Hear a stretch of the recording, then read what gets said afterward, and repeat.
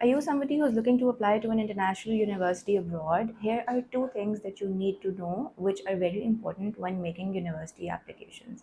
So, you need to know the difference between profile building and profile assessment. What essentially is profile assessment? Your profile assessment means whether you're eligible to apply to a certain university with the basics that the university has given. You need to match yourself to that and see whether you can actually make an application to be assessed, and whether your application will be considered by that particular university. So, what factors do you need to keep in mind when looking for profile assessment? This will be your overall grades, your marks, your GPA. This will be an IELTS exam, a PTE, or a TOEFL, any English language proficiency exam that you've given, and whether the score that you've gotten is equal to what the university requires. The third is any external standardized testing, which would include the SATs, the GRE, or the GMAT. If the university requires you to take these exams and it is not optional, then you have to give this exam if you're wanting to be considered by an international university if you make an application there. So, number four, what is also important is that they have certain programs for certain students from certain countries. So, if you're somebody who's also looking to apply to a certain program, you also have to see whether whichever country you're coming from is actually eligible to make that particular university application or not. So, once your profile assessment is done, and once you figure out whether you're eligible to make an application to a particular university, the next step comes in. So, you would understand that a lot of students would obviously meet the basic requirements, but not every application, when they've made when they've when they have made the basic requirements, or they've successfully completed the basic requirements, does not guarantee that the student will get an admission or an acceptance to that particular university. So, how do you figure that out? How do you figure out what sets you apart? How do you figure out how your application is up for success? This is where profile building comes in. So profile building has everything to do with all the kind of documentation that you're going to be submitting when making your university application. This does not include any academic documentation. However, it includes all the additional documentation that is required for your university applications, which means your personal statement, your letter of motivation, or your SOP, statement of purpose. Any kind of statement that you're writing to explain about yourself, explain the kind of individual that you are, the kind of experiences that you come from, and how that makes you an ideal candidate for that particular university application. Number two is your CV, which will have to be formulated or curated in a form that has to ensure that the kind of program that you're looking to apply for, there are hints in that particular CV that will basically ensure that you are the right kind of candidate for this particular program. How do you do that? So, if you're somebody who's looking to apply to a master's of supply chain management, for example, you should have relevant experience or experiences that lead up to lead you up towards that particular program in your CV. So if you've done internships, for example, in the business department, or if you've done internships in a management department, try to relate to how that will help you out in your particular master's program.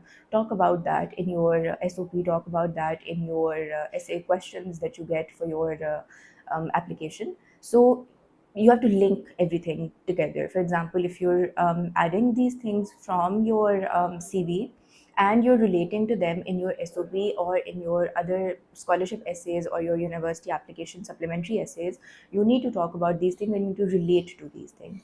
The third one being your letters of recommendations. How your letter of recommendation sets you apart is very important to understand.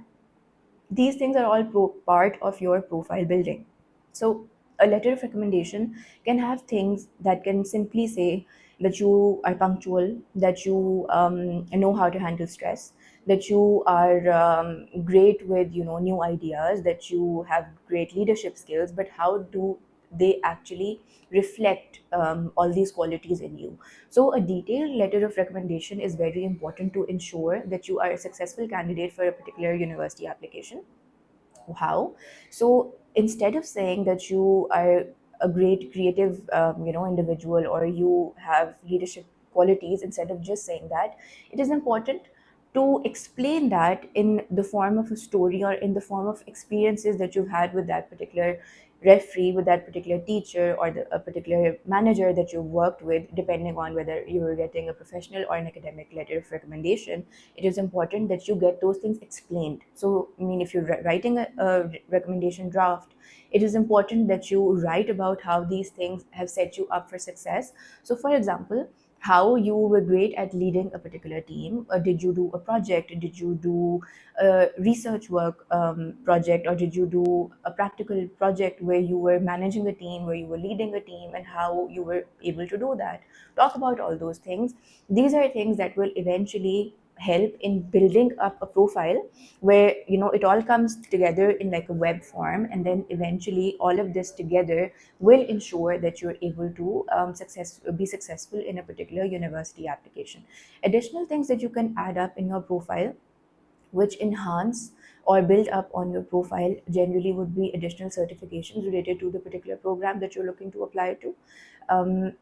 Apart from this, you can also add any additional volunteer works that you've done, any additional extracurricular activities that you've done, as long as you know how to relate them to the particular program that you're looking to apply to, because the universities internationally don't only look for academics, they look for other things as well, which will include any extracurricular activities where you're basically they see whether you're a good candidate who wants to work towards the improvement or enhancement of the country or the community overall.